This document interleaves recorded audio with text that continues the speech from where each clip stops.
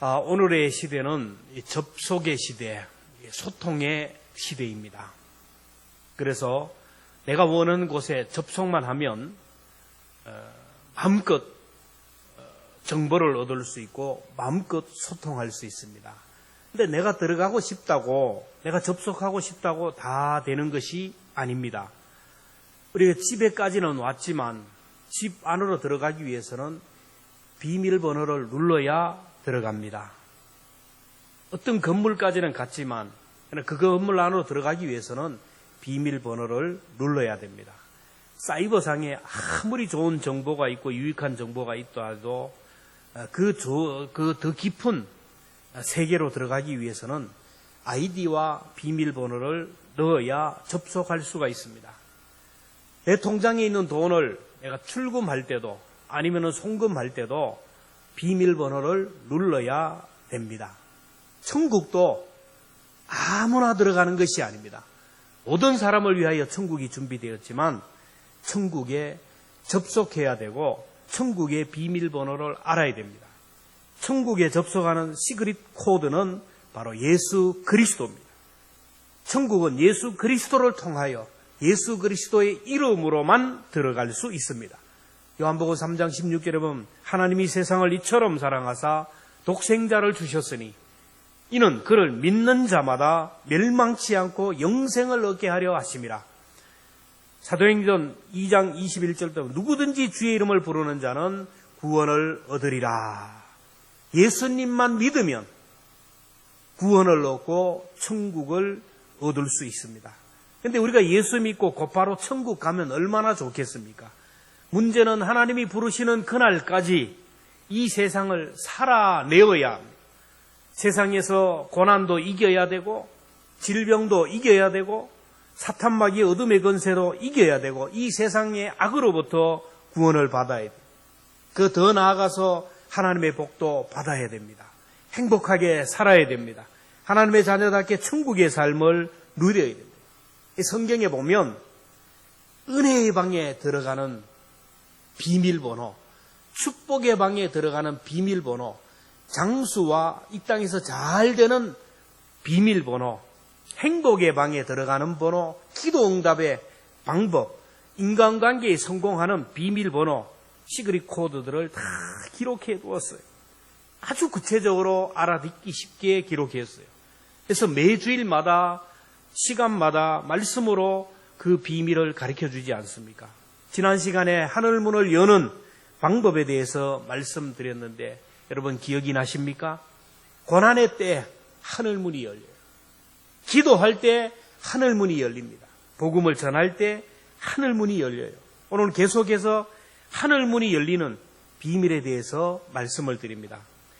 하늘문은 사람의 문을 열 때 열린다. 따라합시다. 하늘문은 사람의 문을 열 때 열린다. 사람의 마음을 열 때 하늘문이 같이 열려요. 마태복음 8장 18절에 보면 무엇이든지 너희가 땅에서 매면 하늘에서도 매일 것이요 땅에서 풀면 하늘에서도 풀릴 것이다. 땅에서 관계가 매어버리면 하늘에서도 매이고 땅에서 사람의 마음을 닫아버리면 하늘문도 닫혀요. 땅에서 관계가 풀리면 하늘도 풀리고 땅에서 사람의 마음을 열면 하늘도 열린다라는 거예요. 그래서 하늘문을 열기 위해서는 사람의 마음을 열어야 돼요. 가장 가까이 있는 사람부터 마음을 열어야 되고 하늘의 것을 얻기 위해서는 사람의 마음을 얻어야 돼요.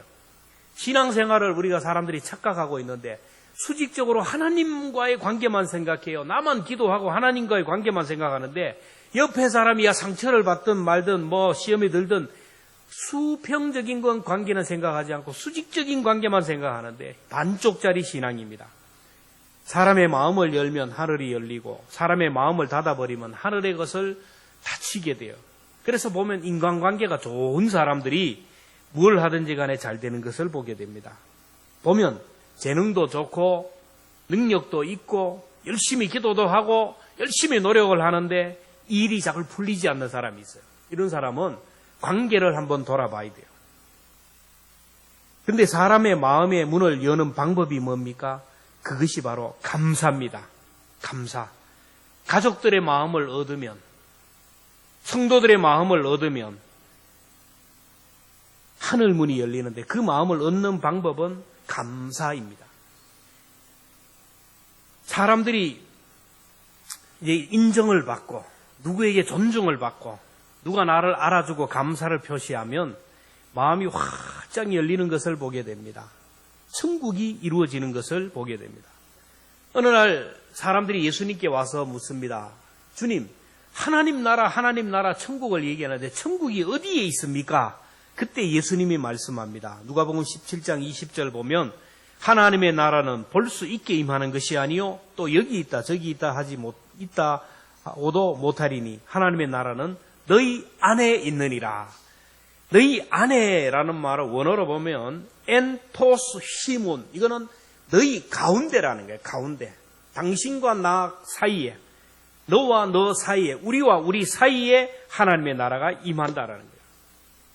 가족 간에, 이웃 간에, 성도 간에 관계가 막히면 여러분 지옥이지 않습니까? 부부 간의 관계가 소통이 안 되고 가족에서 성도들끼리 뭔가 막히면은 기쁨이 없어요. 그런데 오해가 풀어지면서 관계가 회복이 되면 천국이 임하는 거예요. 누군가에게 칭찬을 받고 누군가에게 인정을 받고 누군가 나를 긍정해주고 존중하면 그 사람에 대해서 내가 마음이 활짝 열리면서 천국이 이루어지는 것을 경험합니다. 땅에서 잘 되고 장수하는 방에 들어가는 방법을 에베소 6장 2절에 말합니다. 내 아버지와 어머니를 공경하라. 이것은 약속이 있는 첫 계명이니 이로써 내가 잘 되고 땅에서 장수하리라. 부모님을 공경하고 효도하는 것이 뭐냐면 감사합니다. 나를 위하여 애쓰고 수고해 주신 부모님께 감사합니다. 입술로 감사를 표시하고 물질로 시간으로 감사하며 효도해 보세요. 부모님의 마음이 활짝 열리면서 그와 동시에 하늘문이 열리면서 하나님의 복이 내게 임하는 거예요. 부모님의 은혜에 감사하지 못하고 대꾸를 하고 섭섭하게 하면 부모님의 마음이 상하게 되고 다치게 돼요. 그러면 하나님의 마음이 다치면서 하늘문이 닫히면서 복이 임하지 못한다라는 겁니다. 그래서 우리들 옆에 있는 가족들에게, 성도들에게, 이웃에게 감사를 표시해야 돼요. 아내에게, 남편에게 내 옆에 있어 주셔서 고맙습니다. 요즘 TV에서 늘 이게 재밌는 프로그램에, 오락 프로그램에 보니까 둘이 막 서로 사랑해요 막 표시를 하라니까 막 억지로라도 고맙다고 하는데 마지막 질문이 기가 막혀요. 다음에 태어나도 다음 생에도 아내로 살기를 원합니까? 그거는 아니라는 거예요. 100% 그건 아니라는 거예요. 여러분, 그렇게 다음 생에도 같이 태어나고 싶은 그런 사람이 되어야 되잖아요. 저부터 자신이 없지만 여러분, 남편에게 내 남편으로 살아주셔서 감사합니다. 내 아내가 되어주어서 고맙습니다. 자녀들에게도 내 아들, 딸이 되어주어서 고맙다. 이렇게 한번 오늘 예배를 마치고 맥주 감사주일 이렇게 감사를 표시해 보세요. 전화로 감사를 하든 안 되면은 편지를 하든지 그렇게 한번 해보세요. 상대방의 마음이 눈 녹듯이 녹아지면서 상대방 마음이 활짝 열리면서 하늘문이 열리며 은혜가 임할 줄로 믿습니다. 사람의 마음을 열지 않으면 하늘문이 열리지가 않아요. 둘째로 감사하면 하나님의 마음이 열리고 하늘문이 열려요. 감사하면 하늘문이 열리기에 시인은 감사함으로 찬송함으로 하나님 앞에 나가라고 하는 거예요. 오늘 1절에 보면 온 땅이요. 이거는 땅과 사람 모두를 얘기해요. 이 땅의 모든 피조물들은 그 자리에서 창조주 하나님을 찬양하며 감사하고 있어요. 여호와께 즐거운 노래를 부를지어다. 4절에 보면 감사함으로 그의 무에 들어가며 찬송함으로 그의 궁정에 들어가서 그에게 감사하며 그의 이름을 송축할지어다. 시인은 왜 하나님께 감사해야 하는지를 이유를 밝히고 있는데 3절에 보면 그는 우리를 지으시니요 우리는 그의 것이니 그의 백성이요 그의 기르시는 양이라. 성경에 보면 하나님과 우리와의 관계를 양과 목자의 관계로 비유해서 설명합니다. 하나님께서는 우리의 목자, 선한 목자가 되시기에 양인 오늘 우리는 그저 감사하라는 거예요. 이사야 40장 11절에 보면 그는 목자같이 양떼를 먹이시며 어린 양을 그 팔로 모아 품에 안으시며 젖먹이는 암컷들을 온순히 인도하니라. 시편 78편 52도 그가 자기 백성은 양같이 인도하여 내시고 광야에서 양떼같이 지도하시라. 하나님은 오늘 연약하고 연약하기 짝이 없는 오늘 우리 양과 같은 우리들을 오늘까지 인도하셨어요. 여러분, 양은 동물 중에 가장 약한 것입니다. 동물들을 보면 이 사람들의 통제를 벗어나서 사는 동물을 짐승이다. 그리고 사람들 곁에서 사랑을 받으면서 사람의 통제를 받고 사는 것을 가축이라. 그렇게 얘기합니다. 동물들을 보면 저마다 강점이 있어요. 사자, 호랑이, 이리들은 날카로운 이빨, 공격력 이빨이 있어요. 발톱이 있습니다. 공격력 이빨이나 발톱이 없는 짐승들은 노루처럼 아주 빨리 도망할 수 있는 다리가 있어요. 그리고 또 그것도 없는 짐승들은 숨어서 피할 수 있는 위장술이 있고 나무에 올라갈 수 있는 실력이 있어요. 또 어떤 동물은 독이 있어가지고 그 자체의 독이 있어서 그 독으로 자기를 보호해요. 근데 양은 공격력 무기도 없고 도망할 수 있는 빠른 다리도 없고 위장술도 없고 아무것도 없어요. 자기가 갔던 길을 다른 동물들은 다 돌아오는데 양은 자기가 갔던 길을 돌아오지 못하는 어리석어예요. 다른 동물들은 이렇게 음식을 보면 여기에 독이 들어있는지 안 들어있는지를 알아요. 그리고 물에도 독이 섞여 있는지 아는데 이 양은 아무것도 몰라요. 그냥 닥치는 대로 먹다가 결국에는 배탈이 나고 병이 나는 것을 보게 됩니다. 그래서 양은 목자가 오라는 대로 가야 돼요. 먹으라는 것을 먹고 목자가 인도하는 대로 가야 살 수가 있어요. 오늘 양들인 오늘 우리는 살 수 있는 방법은 하나님의 품 안에 있는 거예요. 이 바운다리를 넘어가면 안 된다. 말씀의 틀 밖에 나가면 우리는 생존의 위협을 얻게 돼요. 매일매일 선한 목자장이신 그 하나님의 음성을 듣고 그분만 따라가면 일용할 양식을 얻게 되고 영적인 만나도 얻게 되고 그리고 그분 시선 안에 머물면 사탄마귀 어둠의 건세로부터 자유합니다.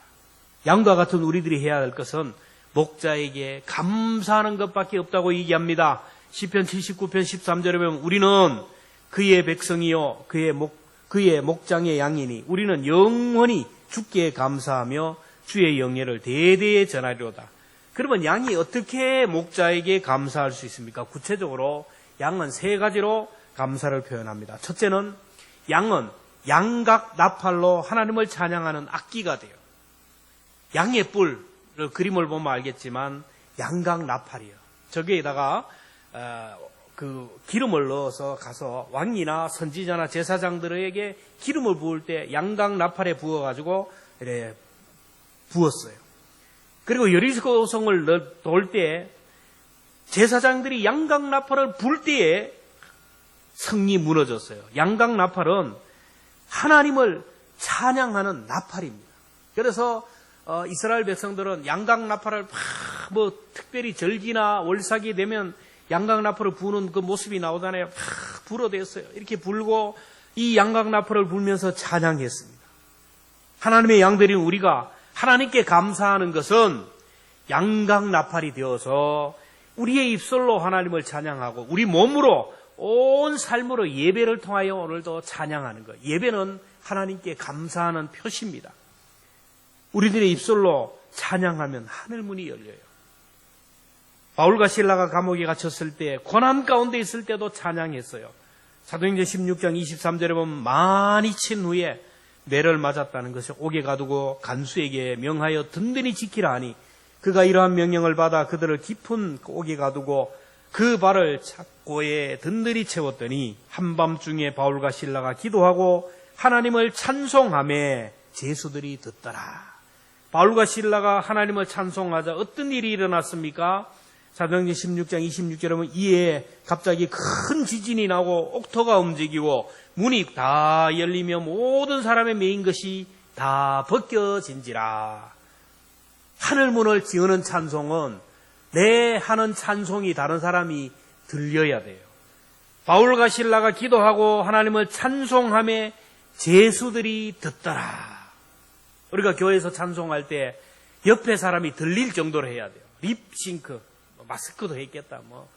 그냥 흉내만 내. 이 찬양이 아니에요. 내 귀에 들리도록, 옆에 사람이 들리도록, 사람들이 들릴 정도로 찬양할 때, 소리 높여 찬양할 때 하늘 문이 열리고 옥토가 흔들리고 옥문이 열리고 바울과 실라를 굳게 메었던 손과 발에 있는 수갑이 풀어졌어요. 바울과 실라가 감옥에서 뭔 찬송할 이유가 있어요? 이제 언제 죽을지 모르는 그런 상황 가운데 그가 하나님 앞에 감사했던 내용이 뭘까?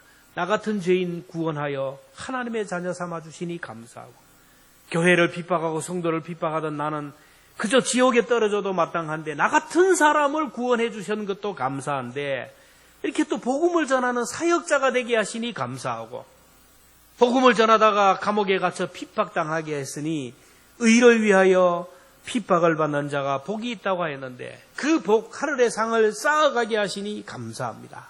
감사했어요. 여러분, 찬양의 신비, 찬양의 능력은 경험해 본 사람만이 아는 거예요. 우리가 찬송을 계속 암송을 하라 그랬는데, 여러분, 암송을 한 사람은 내가 좋아하는 찬송 앉으면 적어도 2곡, 3곡 정도는 눈을 감고도 아무리 캄캄한 곳에서도 1절부터 끝까지 부를 수 있는 찬송을 준비한 사람은 복 있는 사람이에요. 그 찬송을 한 번 불러서 감동이 안 됩니다. 2번 부르고 3번 부르다 보면 그 부르는 중에 그 어떤 한 구절이 내게 확 와닿는 길이, 이게 뭐냐면 하늘의 사닥다리가 찬양을 통하여 내게 연결이 되는 거예요. 그러면 그 은혜 받은 찬송을 한 절을 가지고 1시간 내내 계속 부르면 그 찬양을 통하여 은혜를 받고 치유가 되고 회복이 돼요. 그런 은혜를 여러분 경험할 수 있기를 주의 이름으로 축원합니다. 미스터 트롯 해가지고 유행가는 몇 곡, 20곡, 30곡 눈 감고도 부를 줄 알면서 찬송하라 그러면 한 절 하다가 1절 하다가 2절로 넘어가고 1절 중간에 2절 부분으로 넘어가고 이래가지고는 안 돼요. 찬양의 신비를 경험해야 돼요. 다윗은 사울 앞에 섰을 때도, 수많은 적들 앞에 섰을 때도, 골리앗 앞에 섰을 때도 찬송했어요. 시편 18편 29절에 보면 내가 주를 의뢰하고 적군을 향하여 달리며 내 하나님을 의지하여 담을 뛰어남나이다. 다윗에게 있었던 얼마나 큰 고통이 있었지만 그는 시편을 통하여, 얼마나 많은 시를 통하여 찬송하면서 하늘 문을 열고 담을 넘었다고 했어요. 하나님의 능력을 믿기에, 하나님이 이미 이기게 하시고 승리를 주신 것을 믿고 먼저 감사하고 찬송하고 나갈 때 은혜가 되었어요. 여러분, 우리가 기도하다가 기도가 막힐 때가 있어요. 기도하다가 기도가 막히면 찬양으로 뚫어야 됩니다. 찬양으로 또 막히면 기도로 뚫어야 돼요. 말씀과 그 기도와 찬송으로 우리가 하나님의 문을 열어야 돼요. 이 한계 상황을 뛰어넘어야 된다라는 거예요.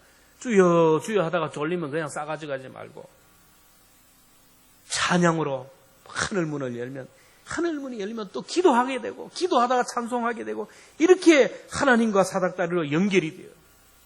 시편 22편 3절에 보면 이스라엘의 찬송 중에 거하시는 줄 알아요. 우리가 찬송하면 하늘 문이 열려요. 찬송하면 하나님이 찾아오시고 신방합니다. 문제가 있을 때, 답답할 때 여러분 찬송으로 하늘 문을 열 수 있기를 주의 이름으로 축원합니다. 그 다음에 양은 양의 가죽으로 성경을 기록했어요. 지금이야 종이 문화가 발달되었지만 옛날에는 하나님의 말씀을 기록할 때 2가지인데 파피루스가 있어요. 파피루스. 이거는 그림을 보시면 갈대를 이렇게 따기어서 이렇게 묶어 연결해가지고 그 위에다가 성경을 기록했어요. 이게 파피루스입니다. 또 하나는 이게 파피루스고 또 하나는 양피지입니다. 양의 가죽을 벗겨서 그 위에다가 기록한 게 저게 양피지입니다. 양피지. 하나님께서는 양들인 우리에게 말씀을 기록하여 남겼어요. 세상 사람들은 자신의 지식이나 이론이나 사상을 종이 위에다가 기록했지만 예수님은 글을 남기지 않았어요. 주님이 남기신 것은 저와 여러분의 마음에 새긴 주님의 사랑의 편지만 남겼어요. 고린도후서 3장 3절에 보면 너희는 우리로 말미암아 나타난 그리스도의 편지니 이는 먹으로 쓴 것이 아니요 오직 살아계신 하나님의 영으로 쓴 것이며 또 돌판에 쓴 것이 아니요 오직 육의 마음판에 쓴 것이라. 하나님의 양들은 하나님의 말씀을 새기고 하나님의 말씀을 담아내고 전달하는 하나님의 편지들입니다. 우리는 하나님의 양으로서 나에게 새겨주신 하나님의 말씀, 하나님의 편지를 세상 사람들에게 자꾸 전해야 돼요. 내 속에 담긴 이 편지는 다른 사람에게 보여주기 위한 거예요. 여러분, 믿음은 보여주는 믿음이 있어요. 보여주는 믿음. 내 믿음 내가 지킨다고 하는 게 아니에요. 다른 사람에게 보여주는 믿음이에요. 이번 한 주간 특별 새벽 기도를 할 터인데 자녀들에게 내 믿음을 보여줘야 돼요. 초신자들에게 내 믿음을 보여줘야 돼요. 중직자들의 믿음을 보여줘야 됩니다. 이 중요한 절기 때는 가서 하나님 앞에 기도해야 되는구나. 이 보여주는 믿음이에요. 보여주는 믿음. 하나님이 오늘 우리에게 편지를 쓴 것은 다른 사람에게 보여주라고 준 편지예요. 이걸 닫아놓으면 안 된다라는 거예요. 그래서 우리 몸 어디를 봐도 하나님이 말씀이 기록된 성경이 되어야 되고 하나님의 편지가 되어야 돼요. 그래서 사람들이 우리를 볼 때 뭔가 그리스도의 냄새가 나고 그리스도의 향기가 나야 되고 하나님의 자녀의 모습이 보여야 되고 뭔가 다른 사람이 볼 때 다르게 보여야 됩니다. 이래 지나가면 예수의 흔적이 나야 돼요. 이렇게 지나가면 예수의 향기가 드러나야 됩니다. 지나가는 곳마다 다툼이 있고 싸움이 있고 분열이 있고 갈등이 있고 이래가지고는 안 된다라는 거예요. 초대교회 성도들은 비록 숫자는 적었지만 그들의 삶으로 하나님의 사랑을 보여줌으로 인하여 세상 사람들에게 칭송을 받았다. 여러분, 교회사를 통하여 우리가 코로나의 역사를 우리 한번 공부를 했는데 전염병으로 어려울 때 성도들이 삶으로 하나님의 사랑을 보여주었어요. 세상 사람들은 패스트, 그 균에 걸리면 갖다 버렸어요. 집에 돌아올까봐 아예 손과 발을 꽁꽁 묶어가지고 산에다가 나무에다 묶어놓고 죽게 만들었어요. 세상 사람들을 버린 그들, 교회는, 성도들은 그들을 찾아가서 따뜻한 물을 먹이게 하고 음식을 줘서 간호해서 살렸어요. 그들이 살아서 돌아왔어요. 전염병 이후에 수많은 사람들이 교회로 돌아오고 그 사랑의 편지가 전달되면서 교회가 폭발적으로 부흥했어요. 근데 코로나19, 오늘의 한국교회는 코로나로 위상이 점점 더 떨어집니다. 성도들이 신뢰를 잃어버리고 성도들의 삶으로 사랑을 보이지 못했어요. 그래서 한국교회의 위기가, 성교의 위기가 찾아왔는데 코로나 이후에 교회가 해야 할 대안은 간단합니다. 이제는 교회 안에서 교제하고 교회 안에서 뭐하고 전도하는 이 전도가 되지 않는 복음이 가려져 있는 이런 시대입니다. 이제는 대사회적으로 지역 교회마다 그 지역에 있는 지역 교회들마다 지역 사회를 향하여 사랑을 베풀고 섬김과 희생으로 돌봄으로 인하여 잃어버린 신뢰를 회복해 하나님의 사랑을 보여주는 우리의 삶이 되어야 돼요. 그것이 하나님께 영광이 돼요. 마태복음 5장 16절은 너희 빛이 사람 앞에 비치게 하여 그들로 너희 착한 행실을 보고 하늘에 계신 너희 아버지께 영광을 돌리게 하라. 세상 사람들이 여러분의 삶을 보면서 여러분의 착한 행실을 보면서 하나님의 아들이구나, 하나님께 영광 돌릴 수 있는 그리스도의 편지로 살아갈 수 있기를 주님의 이름으로 축복합니다. 마지막으로 양은 성전에서 제물이 되었어요. 양은 두 가지 중에 하나입니다. 하나는 도살되어 죽느냐, 제물이 되어 죽느냐, 두 가지 중에 하나입니다. 양이 죄인들의 죄를 대신해서 하나님 앞에서 제물이 되지 않으면 도살되어 죽습니다. 오늘 우리의 삶도 마찬가지입니다. 그저 나를 위하여 내 육신의 정욕과 안목의 정욕과 이생의 자랑으로 살면 내 인생은 도살되는 생이에요. 아무런 의미가 없습니다. 나 내 생명을 주님의 몸된 교회를 위하여, 하나님의 영광을 위하여 그렇게 제물로 살아가는 사람은 제사가 되는 거예요. 내 삶을 온전히 하나님께 올려드리는 삶, 바로 제물이 되는 삶입니다. 구약의 제사법을 연구하다 보면 하나님의 어린 양 예수님의 희생에 대하여 더 깊이 이해하게 되는데, 늘 제가 몇 번이나 설명했는데 양이 제물이 되어서 하나님 앞에 드려지는 과정을 보면 너무 끔찍해요. 양을 제사장이 잡는 게 아니에요. 요즘처럼 도축 전문가가 잡는 게 아니에요. 간단하게 전문가가 잡으면 한순간에 끝나요. 소도 그냥 전문가가 탁 잡으면 몇 초 만에 끝내요. 돼지도 그냥 몇 초만이면 끝내요. 근데 이 양은 누가 잡느냐면 죄인이, 일반인이 잡아요. 그러니까 얼마나 힘들겠어요. 끔찍한 거예요. 끔찍한 거예요. 여러분, 닭 한 마리 잡아보셨어요? 전문가는 간단하게 끝나는데 비전문가는 못 잡아요. 한순간에 숨통을 자르지 못해요.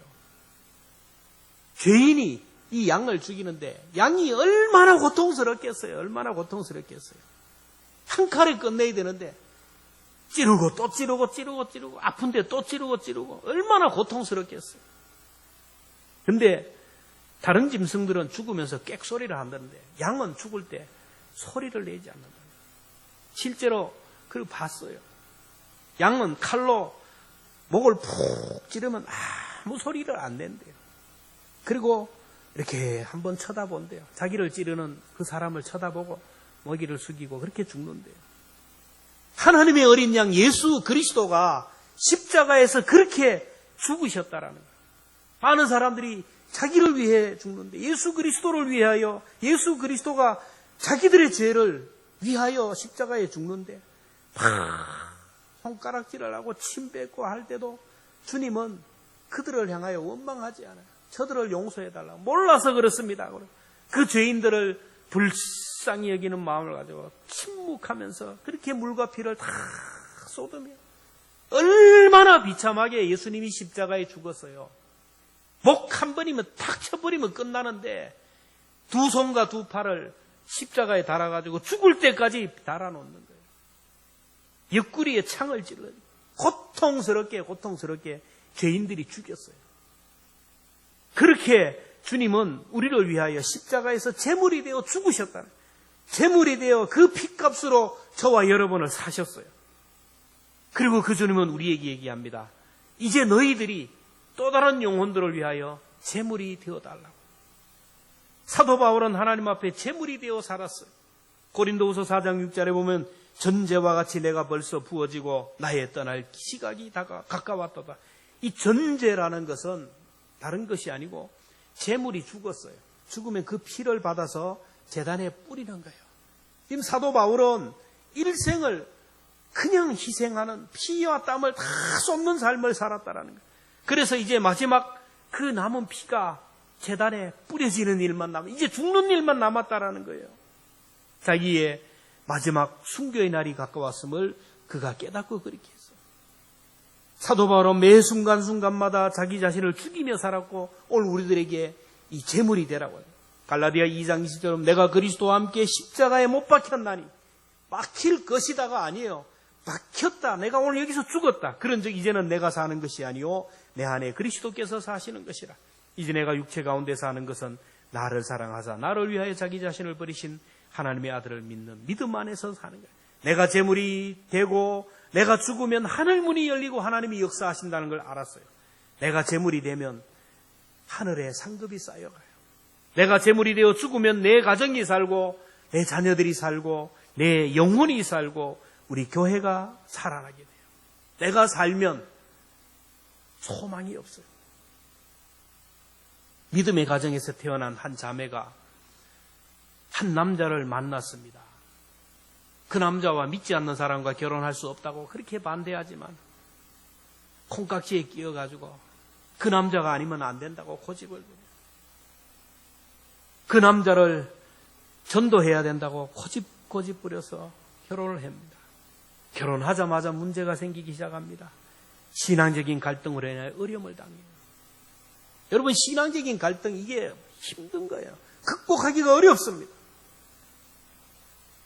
그리고 아들을 원하는 그 가정에 자녀가 들어서지 않으니까 시아버지, 시어머니의 눈치가 시작되고 이제 구체적으로 구박을 하기 시작하고 왕따를 시키기 시작하는 거예요. 남편은 교회는커녕 매일 술에 취해서 곤드레 만드레 돌아오고 아이 없다고 구박하고 교회에 간다고 핍박하기 시작합니다. 주일날이면 가정에 없는 일도 만들어서 교회 못 가게 방해하고 그래요.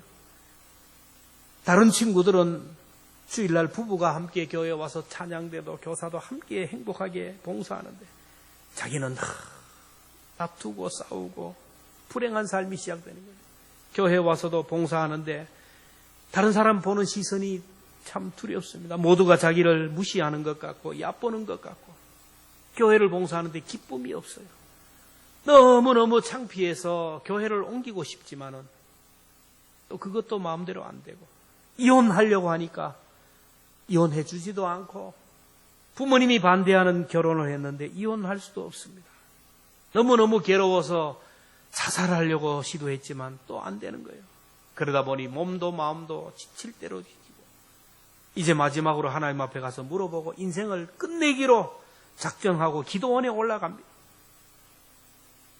기도원에 올라가는데 기도원 입구에 들어가는 순간부터 눈물이 쏟아지기 시작하는 거예요. 하나님이 두 팔을 벌리고 막 자기를 안아주시는 어머니 품에 안기는 것 같아서 들어가면서부터 눈물을 흘려요. 예배 시간마다 기도할 시간마다 눈물이 쏟아지며 회개하기 시작합니다. 그러면서 하나님의 음성이 들립니다. 딸아, 네가 제물이 되어라. 나도 할 수 없어서 십자가에서 이렇게 제물이 되어 죽지 않았느냐. 네가 제물이 되어 죽으면 문제가 해결된다. 이 하나님의 음성 응답을 받았어요. 갈라디아 2장 20절에 응답을 받고 이 여인은 집으로 내려오는 거예요. 올라갈 때 마음이 아니에요. 너무너무 기쁘고 즐거운 마음으로 내려가는 거예요. 내려가면서 자기는 다짐합니다. 나는 예수님과 함께 십자가에 죽었다. 이제 나는 죽고 예수님이 산다. 나는 이 집에 파송받은 선교사로 살 것이다. 나는 이 집에 파송받은 선교사요. 이 집에 있는 가족들은 내가 선교해야 할 원주민들이다. 나는 선교지에서 죽어야 할 몸이다. 나는 하나님의 양이고 하나님의 제물이다. 이렇게 나는 이 집에서 선교해야 된다라는 생각으로 돌아오니까 마음에 평안이 생기고 여유가 생기고 기쁨이 넘쳐요. 와서 매일 똑같죠. 반복되죠. 남편과의 갈등, 시부모와의 갈등. 그렇지만은 옛날과는 달라요. 아무리 핍박을 해도 주님을 위하여, 의를 위하여 핍박을 당하는 이 핍박, 하늘의 상급이 쌓아지시니 감사합니다. 그러면서 시아버지, 시어머니, 그리고 남편 섬기는데 옛날에는 억지로 마지 못해서 했는데 내가 죽고 나니까 주님을 섬기듯이 죽게 하듯이 하는 거예요. 주님에게 대접할 음식처럼 만들어서 대접을 하는 거예요. 주님의 옷을 씻듯이 세탁을 하는 거예요. 주님이 주무실 방처럼 생각하고 청소를 하고 주님이 편히실 거실을 청소하듯이 하는 거예요. 주님에게 인사하듯이 하는 거예요. 그러면서 시간이 지나는데 시아버지, 시어머니의 마음이 열리기 시작하는 거예요. 남편과 가족들의 마음이 열리기 시작합니다.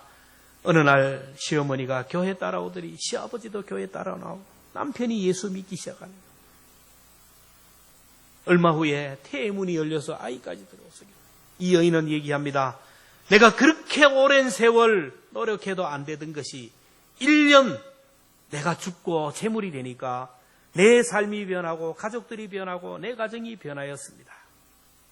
내가 살고 내 혈기와 내 의지와 내 자아가 살 때는 모두가 엉망이고 모두가 죽었는데 내가 죽었더니 내가 재물이 되었더니 모든 것이 회복되었습니다. 지난 6개월 우리는 은혜 가운데 살았습니다. 그리고 앞으로 6개월을 열어가야 되는데 여러분 하늘문을 열며 살아야 되지 않겠습니까? 하늘문을 여는 방법 어려운 것이 아니에요. 내 옆에 있는 사랑하는 가족들, 내 옆에 있는 이웃들, 내 옆에 있는 사람들 여러분 감사를 표현함으로 인하여 그들의 마음을 열어보세요. 하늘문이 열릴 것입니다. 그리고 하나님 앞에 감사해보세요. 양으로서 양강나팔이 되어서 입술로 날마다 하나님을 찬양하고 내 삶으로 많은 사람들에게 하나님의 말씀을 전하며 편지로 내 삶을 보여주시고 그리고 하나님의 성전에서 재단에서 내가 제물이 되어보세요. 여러분 하늘의 문이 열리면 감당하지 못한 은혜가 있어요. 하늘 문이 열리면 하나님의 놀라운 은혜가 오늘 우리에게 넘쳐난다라는 겁니다. 지금까지 지내온 것 주의 크신 은혜라 한이 없는 주의 사랑 어찌 이루 말하랴. 자나깨나 주의 손이 항상 살펴주시고 모든 일을 주 안에서 형통하게 하시니 찬송가 301장이 있는데 여러분 이 찬송을 통하여 다시 한번 잃어버린 감격, 잃어버린 기쁨, 잃어버린 감사를 꼭 회복할 수 있는 맥주 감사 절기가 될 수 있기를 바랍니다.